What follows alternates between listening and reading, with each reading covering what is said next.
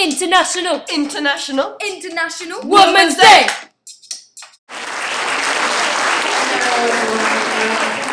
My name is Jo Brand. I'm a stand-up comic, and I'm here because my daughter is at this school, and I'm a big supporter of women. It is International Women's Day, and I'm going to start by asking you a question. Will you put your hands up if you consider yourself to be a feminist?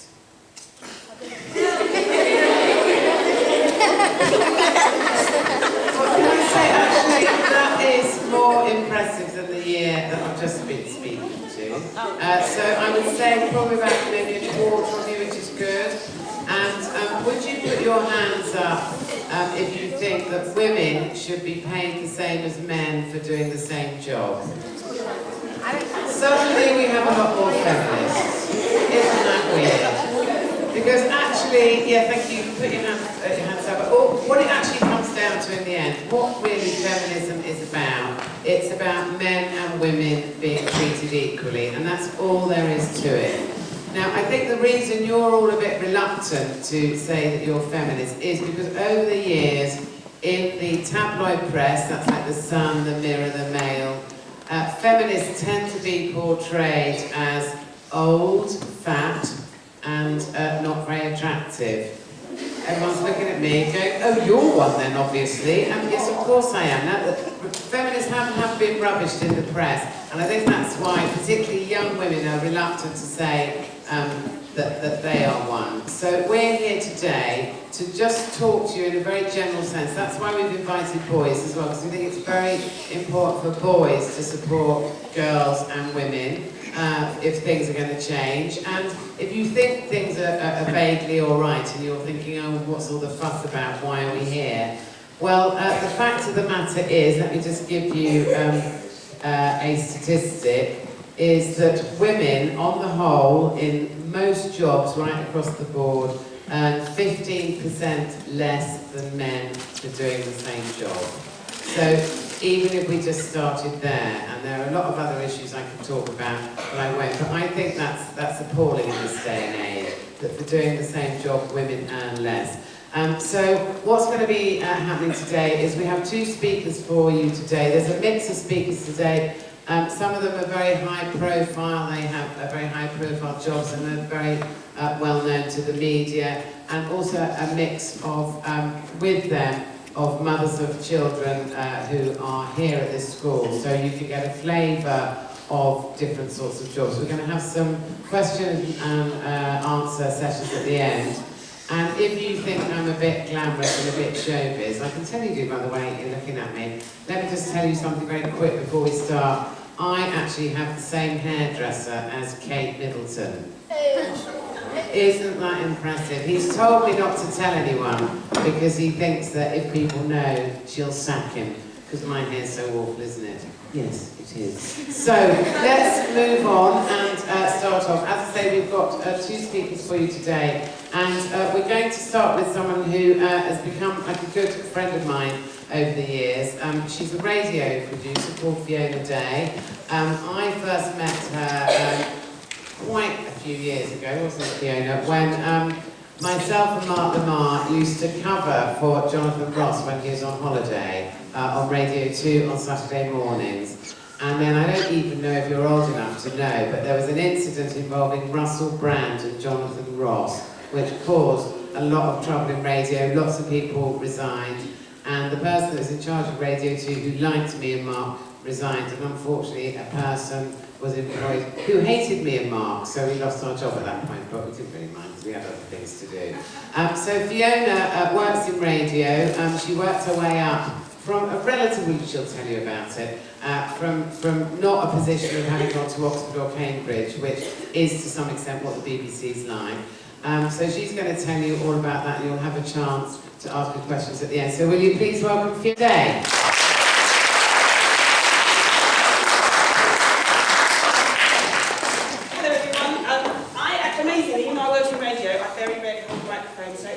Can't hear me, and I'm really rubbish at this, just say, because I make everyone else, my job, do stuff, and I sit and watch. So I'm really bad at the microphone technique, so if you can't hear me, let me know. Okay, so as Joe said, I work at Radio 2 at the BBC. I've been there for a very long time, longer than you've even been alive, which is like, so 20-something years. Before that, I worked at Sky Television, and you probably know of Sky. I was there when they very first launched, so it was very exciting. And as I say, probably you can't even remember when it wasn't Sky, when Sky didn't exist, but it didn't at one time. And before that, I did work at the BBC before. But I left and went back, and so it was sort of difficult, my way of sort of getting on. And as Joe said, I started actually, again, it seems unusual for me these days, I didn't go to university at all. I did my A-levels, and then I did what my mum in those days, as they used to say was a good thing to do, was to get your secretarial skills, my dear.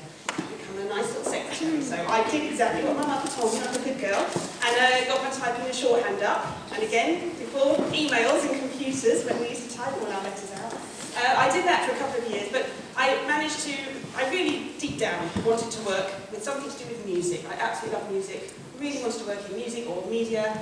And so even though I was doing my secretary, I always had my idea about going to work somewhere that would involve me in music or such like. And so I used to apply to jobs at record companies and such like, and didn't get anywhere. So eventually I got a job. I did apply for the BBC as a secretary and got in to work in the personnel department, we called it then, HR as it is now. And once you're in a big corporation, I have to say, with the BBC, the lovely thing about working there is once you're in there, you can benefit from being in there. They will help with training, and you can look around in this place, and some jobs are advertised only within the BBC. So I benefited from that and got a job at Radio 2. Now, so sorry it's not Radio 1, but does anybody even listen a bit to Radio 2 here? Is it a mum and dad station? I know, but if you apart from perhaps sometimes on a Saturday when it was with Jonathan. But I started out there anyway, I went to Radio 2, and I have to say, back in the day when I first started there, it was very much, I think there was a rule about not playing any music that even had drums on it or something. It was very old-fashioned, and so I couldn't stand it, basically. And I think I cried every day, and then left, and went to work for Sky, and that was fabulous and new and exciting, as I say, all new, shiny thing, and new television. Fantastic, but actually I worked there for a few years and got working on a children's television show. But then, well, redundancy, as it happens, I came away from there and went grovelling back on my knees to the BBC, begging and pretending I'd always loved it there. But it changed so much in that time, and it's now more like you know the Radio 2 today. It started to get more sort of, for us, young and funky, and took on people like Jonathan Ross, who I fortunately got to work with, and that was fabulous. 11 years he was there, and it was great fun, working with lots of lovely people, lots of famous people, Joe being one of them, as I said, and in that time, moved up, as I say, came back and did work my way from being a production assistant to a researcher, and then to a producer. So it's all possible, as I say. I didn't, nowadays I know that there's a lot of university courses and such like that are aimed specifically at training you for media work, and we do get a lot of people now at work who have come through that route. So it wasn't such a big thing when I left school, and I think that's why I didn't do it. There wasn't the course that was aimed at things I wanted to do. But I think there is now, and we do get people who come on graduate training schemes, special sort of, organised things over 18 months, and so that's a great thing. But I think one of the things that I would say about the BBC, so I've worked my way up, and also I think what you might not realise, when you watch the telly or listen to the radio, you really hear the presenter and occasionally hear about a producer or something if someone mentions them doing something stupid. But there's a whole range of jobs at someone at the BBC. So, I mean, there's of course these days, an excellent website for the BBC with all about the jobs in there, and so many different things, from camera work to sound and engineering to publicity, and interactive work with the computer as they are now, and all the kind of social media stuff. There's jobs that are just dedicated to working on the computer's side of things, but for the BBC. So if you sort of think you like the idea of being in somewhere like the BBC, but you don't necessarily want to work presenting or even producing a show, there's a vast array of jobs that you can still do there. And I think that, having a look at the website, I think we've got a YouTube channel as well that explains all about lots of different jobs there. So it's got such a variety of things, and as I say, the joy that is when I've been there sort of 20 years, you can move about, change around and do things and get lots of different experience. So that's the thing that I think has kept me there so long. So it's very fascinating for that. So that's how I've got to where I am now. And now I produce the Simon Mayo Show, which is a drive time programme, so you might get it in the car on the way home from school or something if you listen to them at all. But And I produced there with a team of people, and we're sort of every day, I suppose my jobs each day are to book guests for the show, because we have celebrity guests on the programme, so I'm booking the guests. We're organising, if we're going to go and do an outside broadcast, we've got a lot of organisation then to get everybody together, organise travel, and get all the kind of, all the stuff that we have in our studio, our technical stuff, in a sort of a form has to be where we're going to be, so we have to make sure that the OB engineers have got all the equipment there, so we do a bit of that. We're obviously preparing Simon notes and information for the show every day, planning out the music, so I did get my little music thing in the end. And sometimes we have live sessions from bands as well. They come in and bring their instruments and stuff and play a live session. So it's a lot of organisation for a great fun 2 hours on the show, live on the show, which I have to say, it is thrilling, it is partly what we do it for. But it's just that there is, of course, with all these things, if you look and think, oh, that looks all lovely and glamorous, and what's doing stuff on the television, there's still a lot of work that goes with it. It's like a lot of other jobs, there's still a lot of extra work going into that. But, you know, we do get that fun of actually making a show, which is the bit that probably a lot of us like doing it for. So, I think that's mostly what I've got to say, really, about how I got to where I am. I don't know if there's any questions? What are the extra struggles a woman has to overcome that a man doesn't have to? Right, well, particularly, I have to say that I think within where I work at Radio 2, we've been quite fortunate. In fact, the controller of Radio 2 for a long time was a woman. That's the one that Joe worked under, and now we've got a chap. Struggles. I think some of them, for me, in honesty, have been probably my own personal struggles with not feeling, you know, because I didn't go through the university way, that probably some of it has been about me just feeling like I wasn't as worthy as some people. And I think that I've taken me a few years, but you do realise, you have to realise that if you do the university, it's absolutely fantastic, but if you don't, you can still get on and achieve things, and woman or man, I think, you know, you just have to feel, you have to try and build up that confidence and remember that you do the job you do, you can do it, and that I did actually, I have to be honest, once have a little proper meeting with my bosses about thinking I was earning less than the boys, and so I did actually tackle that subject once. When I'd finally been doing my job for a few years, I did pluck up the courage to say, I think, you know, it's come to my attention that I am earning less than the boys, and I have to say it was a woman in charge at the time, and that was corrected quickly. But I haven't said anything, I don't know if it would have been, so I think it's having that, you know, that courage to believe in, you know, that you do deserve this, and ask. You do have to ask. This is really dull, but probably just the journey in, because I commute from a long way off. It's just after that. Do you know, there's not many things I know about my job, and some of it would be very boring, and sort of some of the things they make us do these days, management changes or whatever, I suppose. But it's difficult, really. I am in a very, very happy position. For me, I do probably an almost perfect job. I love it. It's exciting and interesting and varied. And so I honestly didn't change much about it, if I'm honest. I'm not going to make something up. I think, as I say, it's almost just the journey. I just want to work out the technology.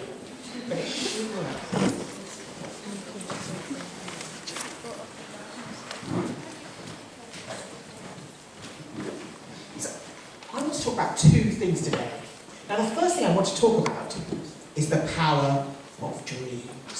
Ooh, and dim the lights, perfect, thank you. Because I think dreams are incredibly important. And I'll tell you about my dream and how it's steered my life. But I also want to give you the sophisticated young person's guide to the universe. As a space scientist, I study the universe, and I want to give you a sneak inkling of what the universe that we live in is like.